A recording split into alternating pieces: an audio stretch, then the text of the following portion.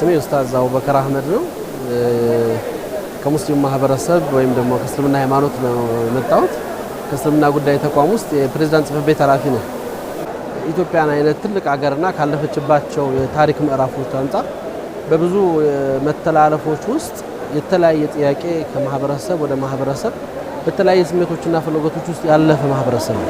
ቁጭ ብሎ መነጋገር ባልቻለ ማንነት ይሄ ብዝሃ ማንነት ያለው ማህበረሰብ ያሉትን ችግሮች አንድ መተዋወቅ የመጀመሪያው ጉዳይ ሆኖ መተዋወቅ መቻል ብዙ ነገሮች እኔ ስላንተ ሳቅ አንተን ስረዳ ነገሮችን ለማረም ለማስተካከል ቀላል ይሆንልኛል ወይም ደግሞ ግንዛቤ የሚስተካከላል። ሳላቅም ሰጥ ስያሜና አውቄ የሚኖረኝ ግንዛቤ ላይ መተዋወቃችን ለመከባበራችን ምክንያት ነው። ያ ደግሞ መተዋወቅ የሚመጣው በመነጋገር ነው። ስላንተ ሳውቅ አንተ ጋር ሳወራ ስነጋገር ነው። አገርን ያክል በጠቃላይ በብዙ ጉዳዮቻችን ብዙ ስብራቶች አሉ ብለን በምናምንባቸው ጉዳዮችና ባልተስማማንባቸው የተለያዩ ጉዳዮቻችን ከብዝሃ ማንነታችን አንፃር ይገባናል አለን። እቺ ሀገር የጋራ ሀገራችን ናት፣ የጋራ ቤታችን ነን ብለን ስላምን ሳንነጋገር ሁላችንም በግል ፍላጎታችን ስንሄድ አገርን መበተን፣ አገርን ማፍረስ፣ አገርን መጎተት ነው የሚሆነው። ለዚህ ምን ያስፈልጋል? እንደዚህ አይነት ሀገር ውስጥ እንግዲህ እዚች ሀገር ላይ በጋራ በዚህ አይነት ብዝሃ ማንነት ውስጥ እንድንፈጠር የተወሰነብን ህዝቦች ነን። መርጠን የመጣ ነው አይደለም። ፈጣሪ እዚች ሀገር ላይ ያስገኝተናል።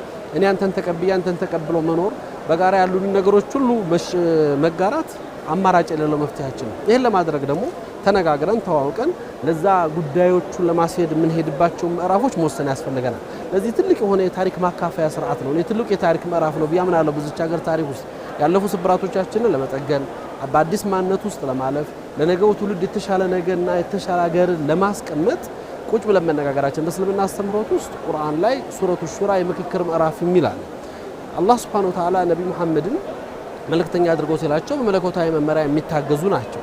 እንደዛ ሆኖችን ከሳቸው በታች የሆኑ ሰዎችን እንዲያማክሩ ታዘዋል። ይሄ ማለት ሁልጊዜም በተነጋገርክ ቁጥር የማታውቃቸው ነገሮች እየተረዳህ እያወቅህ ብሄድ የምትችልባቸው ነገሮች ነው። ያ ደግሞ ለመፍትሄ እየቀረብክ መምጣት ማለት ነው።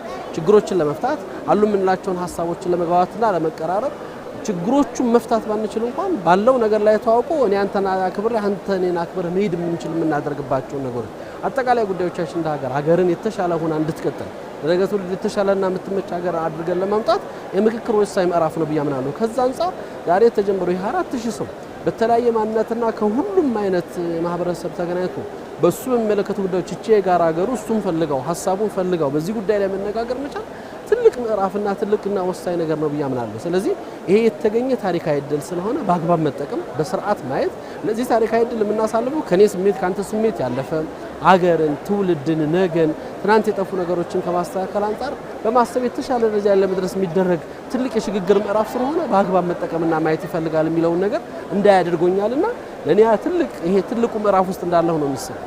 ሁሉንም አማራጮች ሞክረናቸዋል። አሁን በተለይ ከዚህ ከመነጋገር ውጭ ያሉትን ታይቷል እኮ ከ1960ዎቹ ጀምሮ ብዙ ደም ፈሰሰ፣ ብዙ ትውልድ ጠፋ፣ ብዙ አገር ፈረሰ።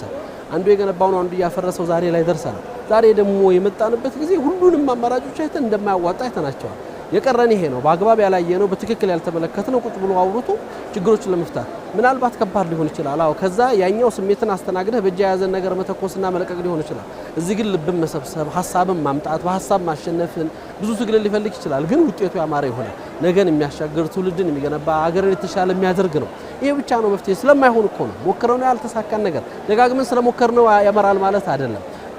ወደ በለጠ ጥፋት ነው የሚወስደና ይሄን አማራጭ መከተል አሁን ያለውን የመሳሪያን የኃይልን አማራጭ መከተል እንደ ሀገርን አያድንም፣ ሀገርን አያሳድግም፣ ሀገርን ወደ ተሻለ ደረጃ የምንፈልገውንም ነገር አያሳካም። እንዳላሳካም ስላየ ነው የሚበጀውና የሚጠቅመው ይሄ ስለሆነ የጋራ ሀገራችን ነው። ቁጭ ብለን በመነጋገር ግዴታ ሁሉም ነገሮች ዛሬ ይፈታሉ፣ ዛሬ ውጤት ያገኛሉ ማለትም አይደለም።